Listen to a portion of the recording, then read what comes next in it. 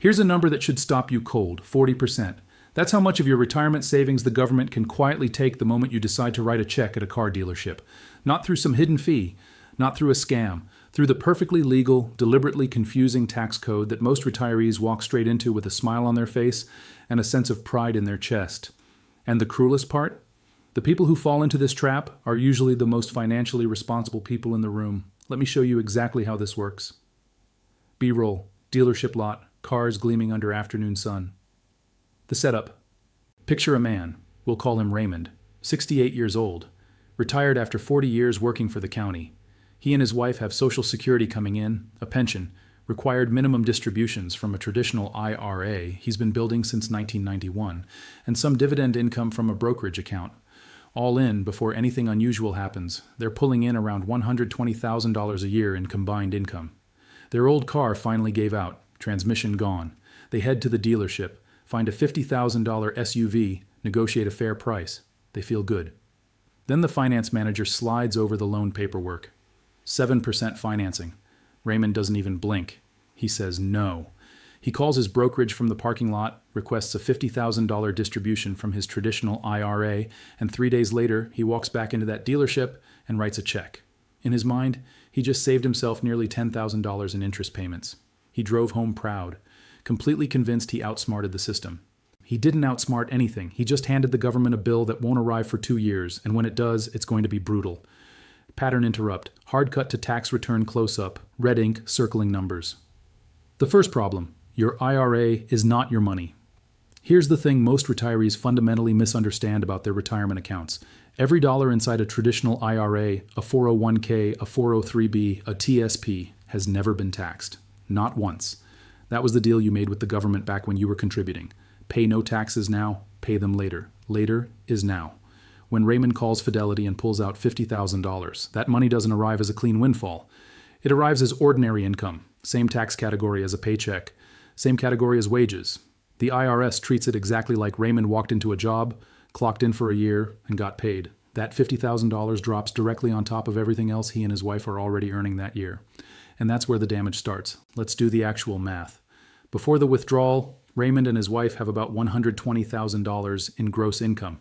Their standard deduction in 2026, including the additional senior deductions for both spouses being over 65 and the new senior bonus deduction from recent tax legislation, brings their taxable income down to roughly $72,500. They're comfortably sitting in the 12% bracket.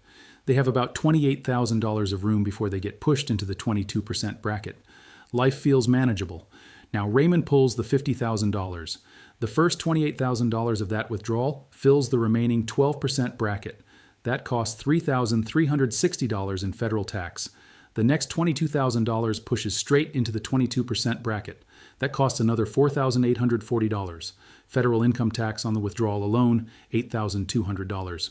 But wait, that extra income also starts quietly eroding other things. Their senior bonus deduction begins to phase out. Their dividend income gets treated slightly worse because it's sitting on top of a higher base. Indirect tax leakage, another $1,000 to $1,500. Total all-in federal tax hit, somewhere between $9,700 and $10,500. Raymond thought he was avoiding $9,400 in loan interest. He paid roughly the same amount in taxes instead, to the government, in a single year, with no option to refinance in 18 months when rates drop. That is the visible damage. And we haven't even gotten to the part that keeps financial planners up at night. B-roll, mailbox, envelope arriving in slow motion. The 2-year time bomb. Irma. Her name is Irma. Income-related monthly adjustment amount. She has a surcharge on Medicare Part B and Part D premiums. And she has a feature built in that makes her especially dangerous. A 2-year look-back. Here's how it works. Medicare doesn't look at what you earned this year to set your premiums. It looks at what you earned 2 years ago. So when Raymond pulls $50,000 from his IRA in 2026, the Medicare premium consequences don't show up until 2028. By then, the car is 2 years old. The excitement is long gone. And then the letter arrives. For Raymond's situation, where his income stays under the IRMAA threshold even after the withdrawal, he gets lucky on this front. Painful income taxes, but no Medicare surcharge. But change the numbers slightly, and the story gets violent. Pattern interrupt, calculator slammed on desk. Take a couple with a higher baseline income, both retired administrators. Between pensions, RMDs, and investment income, they're already sitting at $210,000 in modified adjusted gross income. They are $2,000 below the first IRMAA cliff. One of them walks into a dealership, pays cash for a $50,000 car using IRA funds. Their MAGI jumps to $260,000. They just crossed the IRMAA Tier 1 threshold. In 2028, each spouse receives a letter from Social Security informing them that their Part B premium has increased by about $74 per month per person, and their Part D has an added surcharge on top of that. For the household, that's roughly $2,100 in extra Medicare premiums for that year. Painful, but survivable.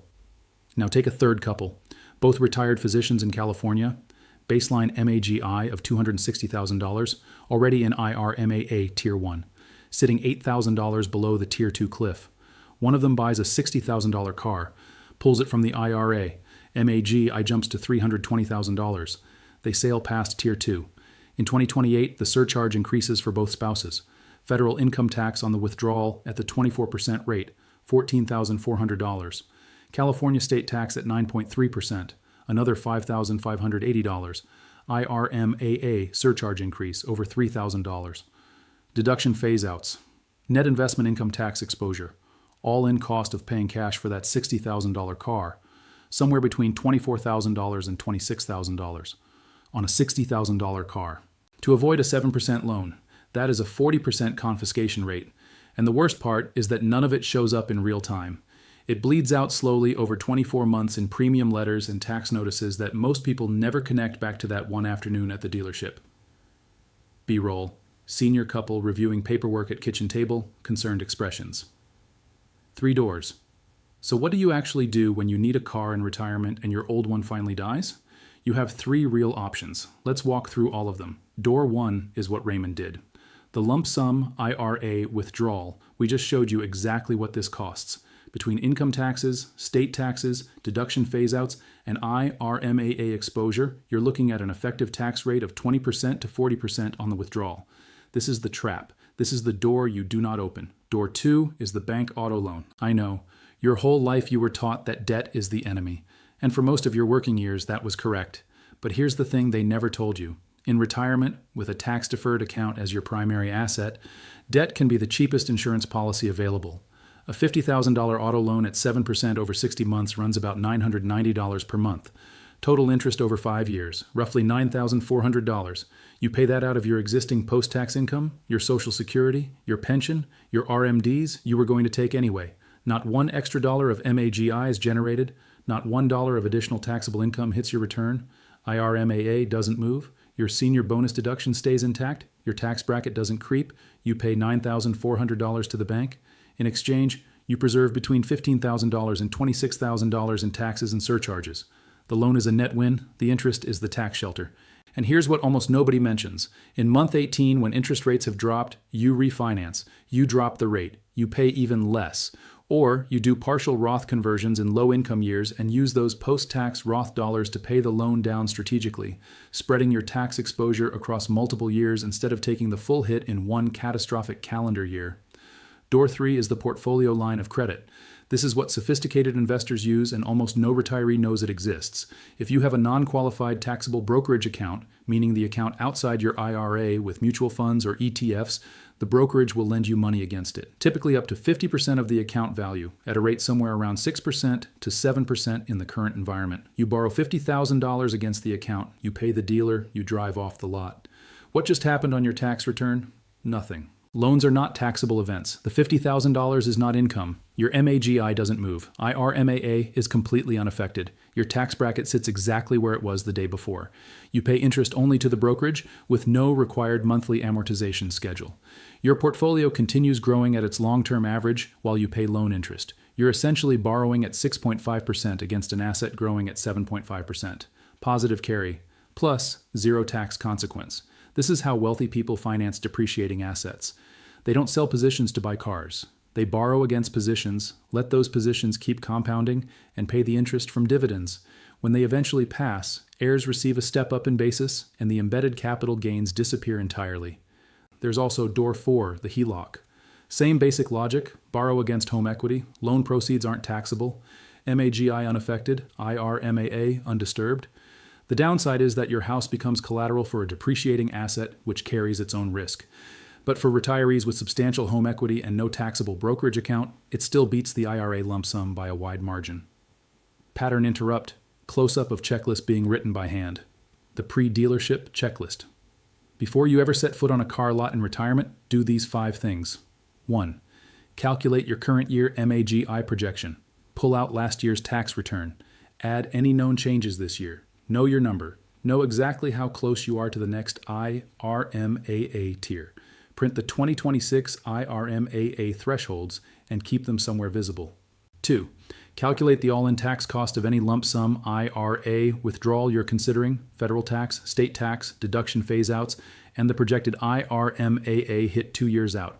Get the real number, not the comfortable one. 3. Get a written loan quote from a credit union before you walk into the dealership. Credit unions consistently beat dealership financing. Know your rate, know your total interest cost over the full term. 4. If you have a non-qualified brokerage account, call the firm and ask about a portfolio line of credit. Get the rate. Get the borrowing capacity. Write it down. 5. Put all 3 numbers side by side. The lump sum cost, the bank loan cost, the portfolio line cost. In 95% of cases, the lump sum is the most expensive option by a significant margin. Then walk in with the pre-approval already in hand. Let the finance manager try his pitch. You already know the answer. B-roll. Senior driving new car, relaxed expression, morning light. The principle. Here's what all of this comes down to. In retirement, the single most valuable asset you have is control over your MAGI. Every dollar of MAGI you avoid generating is worth somewhere between 22 and 40 cents of preserved wealth. Every IRMAA tier you stay below is worth $2,000 to $8,000 per year per couple in retained Medicare benefits. Your MAGI is a garden. You tend it carefully. You do not let a finance manager at a dealership hand you a flamethrower and tell you to set it on fire in order to save 7% on a depreciating asset. The reason this trap works so perfectly on disciplined retirees is because the system has turned your own virtues against you. The same discipline that paid off your mortgage, the same pride that kept you out of credit card debt, the same self-reliance that says I pay my own way. The IRS knows you have those qualities. The dealership knows. They've priced it into the offer they slide across the desk. They are counting on you to refuse the loan out of pride, and they're counting on the fact that nobody in your life, not your accountant, not your broker, not your son-in-law, has ever sat down and explained that the 7% loan is the tax shelter and the cash withdrawal is the bonfire. Large purchases get financed against existing assets, not funded by liquidating tax-deferred accounts. Every time, without exception, the interest you pay to the bank is the cheapest tax shelter you will ever buy. The interest you think you're saving by paying cash is the most expensive financial myth you will ever believe. Closing. Before you go, run the calculation. Not the wishful one, the real one. Federal tax, state tax, deduction phase-outs, and IRMAA 2 years out. Write the number down. Then call a credit union and get the loan quote. Compare them. If I just saved you $20,000 by watching this video, share it with one person you know who prides themselves on never having a car payment. One conversation this week could save them from a mistake that won't show up in their mailbox until 2028. Next week, we're going inside the Roth conversion ladder and how the same retirees who fall for this trap are simultaneously walking past the single greatest tax planning opportunity available to them right now. You do not want to miss that one. Stay sharp, stay liquid. I'll see you there.